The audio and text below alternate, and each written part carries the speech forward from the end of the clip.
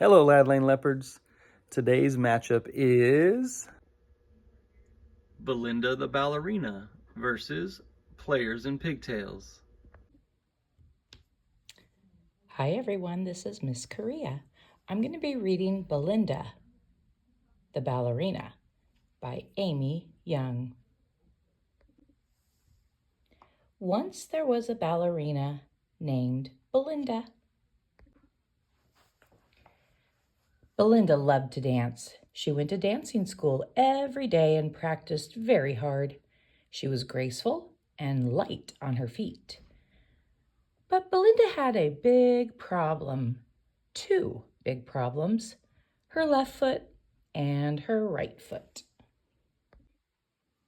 Her feet weren't a problem as far as Belinda was concerned, but they were a problem at the audition for the annual ballet recital.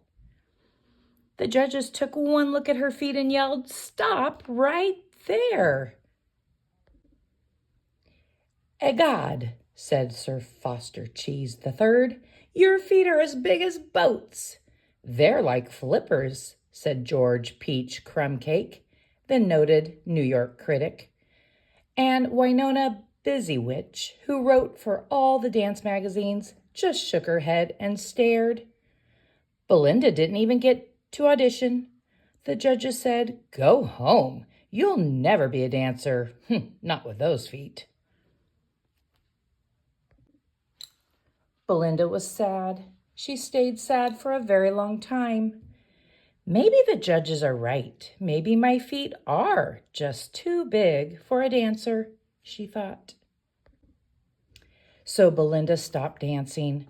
"I'm giving up ballet," she said to herself. Since she was no longer dancing, she needed something else to do, but she didn't know how to do anything except dance. After looking and looking, she found a job at Fred's Fine Food. The customers liked her because she was quick and light on her feet. Fred liked her too because she worked hard. Belinda liked Fred and the customers, but boy, she missed dancing. One day, a band came to play at Fred's Fine Food. They called themselves Fred's Friends. Before the restaurant opened, they warmed up with a snappy toe tapper. Belinda tapped her toes. Then they played a sweet, yearning lit of a tune, and before she knew it, she was doing, Belinda was dancing. The musicians came back to play every day, and every day Belinda danced to their music before the customers arrived. Then one day, Fred asked Belinda if she would dance for the customers. Belinda smiled and said, "Oh my, yes." The customers were enthralled. They loved it so much that they told all their friends who came to Fred's Fine Food the next day. And they loved it so much that they told their friends. And soon Fred's Fine Food was packed every day with people who wanted to see Belinda dance. Word finally reached the maestro from the Grand Metropolitan Ballet. He came for a look because a friend of a friend told him that he really must see Belinda dance. He was impressed. He was touched. He was moved. "You must perform at Grand Metropolitan Hall," he cried. "Please say you will."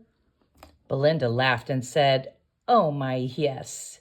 The customers cheered.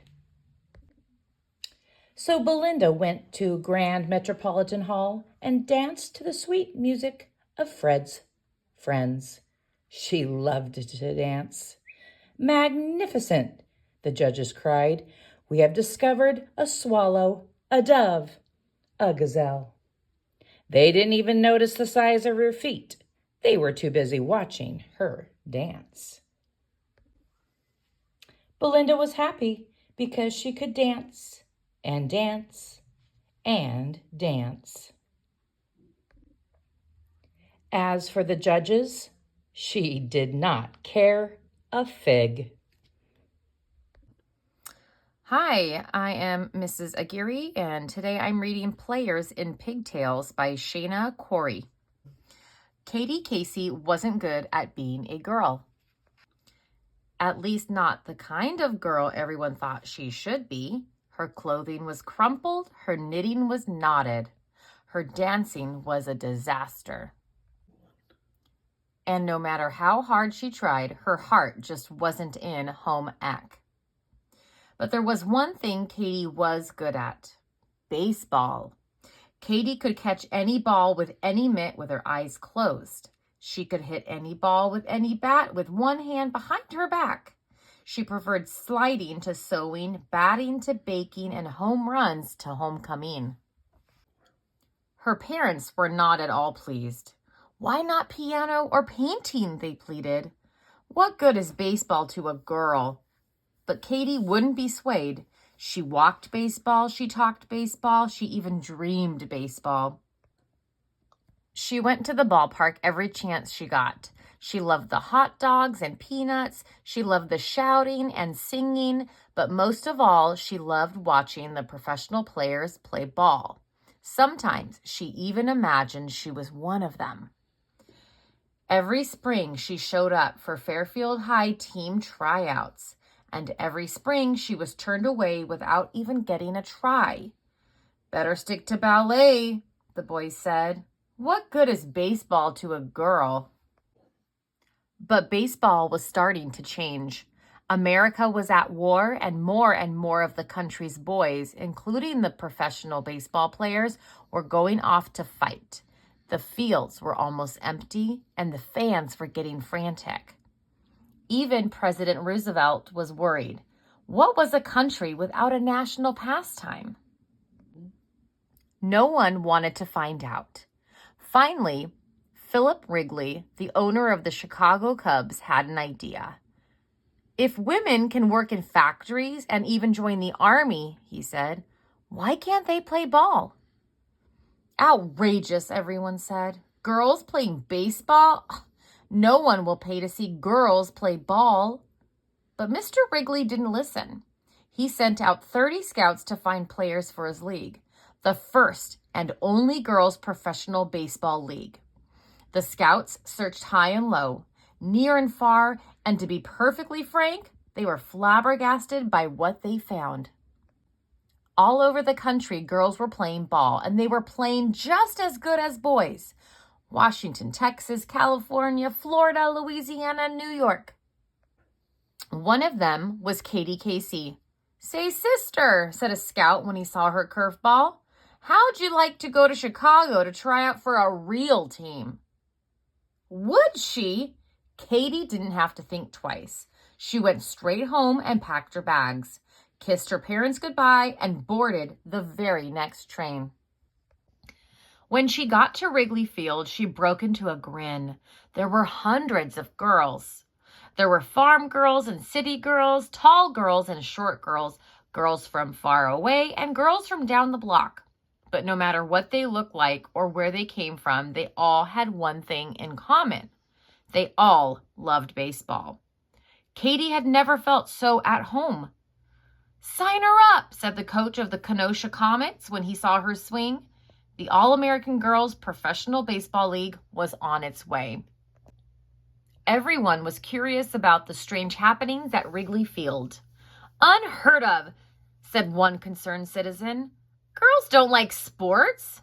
It's certainly not ladylike, agreed another. What good is baseball to a girl? Blared the newspaper headlines. The league managers heard the talk, and their stomachs started to twitch. They knew their girls were ready to play ball, but maybe the country wasn't quite ready for their girls. The managers decided to launch an emergency campaign to show the country just how ladylike baseball could be. First, they designed special uniforms for the girls to wear. Dresses? Asked Katie. But she shrugged and put one on. After all, at least she was getting to play ball. Then the manager signed the teams up for charm school. Pinkies out, girls. Posture, cried the teacher. Think swans. Finally, it was time for the big test. The girls were graceful, they were elegant, they were perfectly charming, and they were ready to play ball. On opening day, 16 swan-like players emerged from each locker room and onto the field. But something wasn't right. Katie heard a giggling in the stands. It grew louder and louder. "Careful, you might break a nail, girls," someone shouted. "Players in pigtails?" roared the crowd. "Is this a ballpark or a ballroom?" Everyone laughed themselves silly until the All-American Girls Professional Baseball League started to play. And they played by far the best ball any of them had ever played. By the bottom of the ninth, the score was Rockford Peaches 9, Kenosha Comets 6. The bases were loaded, and Katie Casey was at bat for the Comets. She stepped up to the plate and looked out at the stands. She'd been waiting her whole life for this. The pitcher threw the ball, and Katie swung. Crack! The ball sailed up, up, up into the air. Katie took off running. "It's a grand slam home run," shouted the announcer. The crowd went wild, and Katie cheered right along with them because for once, no one was asking what good baseball was to a girl. They were all too busy talking about how good girls were for baseball. I hope you enjoyed today's video. Both books were awesome. Don't forget to vote so we know who moves on to the next round.